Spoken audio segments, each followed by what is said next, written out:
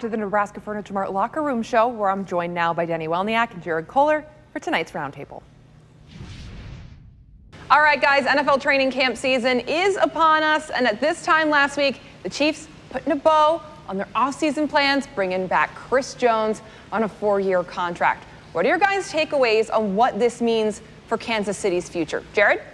Listen, I think this kind of puts in perspective just truly how all in the Chiefs are, not just for this year, but also next year. Because it's one thing to sign Patrick Mahomes. That's a deal that everybody saw coming. But Chris Jones was far from a guarantee. A lot of smart people didn't think he'd be coming back to Kansas City. So the fact that he is returning shows how much of an emphasis they're putting on running it back in 2020, but also 2021. Yep. But I think you also got to keep in mind, if you're a Chiefs fan, what that means. I think it's absolutely the right move. You have your window now. You have your quarterback. You've got this great roster intact. You do everything you can to win in 2020. But two things. One, it makes the expectation Super Bowl or bust. We've talked about kind of the expectations throughout Mahomes' tenure being AFC Championship game. But if the Chiefs don't get to the Super Bowl next year with Chris Jones back, with this entire roster, it's a disappointment. Yep. So it definitely raises the expectation level for at least 2 years.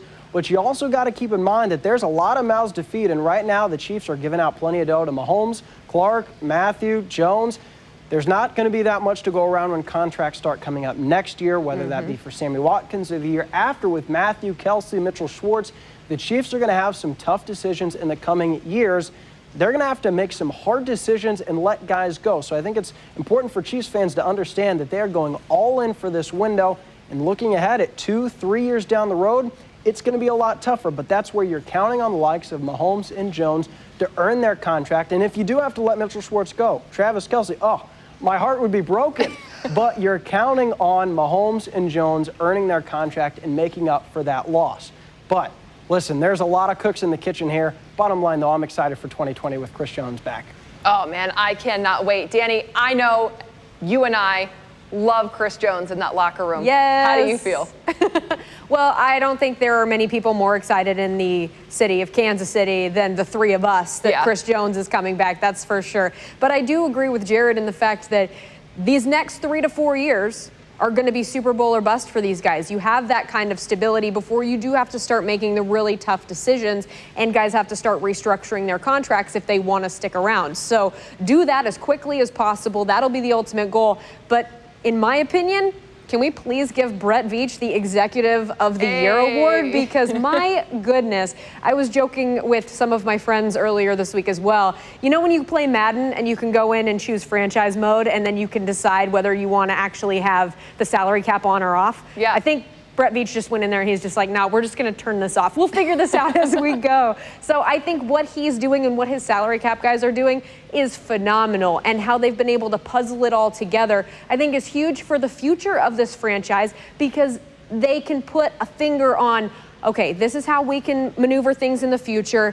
This is how we can change things up. And I think more importantly is when you dive into these contracts for both Chris Jones and for Patrick Mahomes, there is malleability to it. And both of the players are even willing to say that. Look, we want to reward our teammates. We're unselfish. Yes, do we want to get paid because we've earned it? Absolutely. Do we want to stay in Kansas City for a long time? Yes, because we love it here. But we also understand that we're not the only reason that we made it to the Super Bowl and won a Super Bowl. There are so many other guys around us. And how much that tells me about the future of this franchise is everything. Because if you're a quarterback who believes that I just want to get paid all this money up front, let's go take care of my family, then you lose sight of what helped get you to that place in the first place. And so for them to be so unselfish and to make these contracts, even though they're big contracts, both player and team friendly, that just shows me that Brett Veach, Andy Reid, Patrick Mahomes, and Chris Jones all know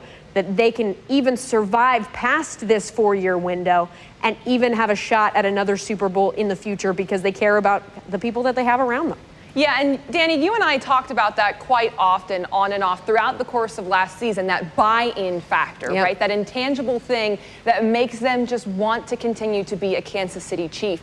And Chris Jones was very open about that on Twitter. He said, Kansas City, you know that this is my home. I want to be here. This is my home. Patrick kind of had the exact same type of sentiment. And so you're seeing at the beginning of this off season, I think all of us standing here right now, we're like, there's no way they're going to pull this off. There's too many contracts coming up, too many free agents. There's no way they're going to get them all done and they're all signed. Well, pretty much, yeah, they got it all done. Brett Veach is an absolute wizard, but I also think you're absolutely correct that it does take that buy-in factor and that buy-in mentality to stay here and sacrifice for your teammates in order for the greater good, which is hopefully at least one more Super Bowl, but let's hope for plenty more. Guys, thank you.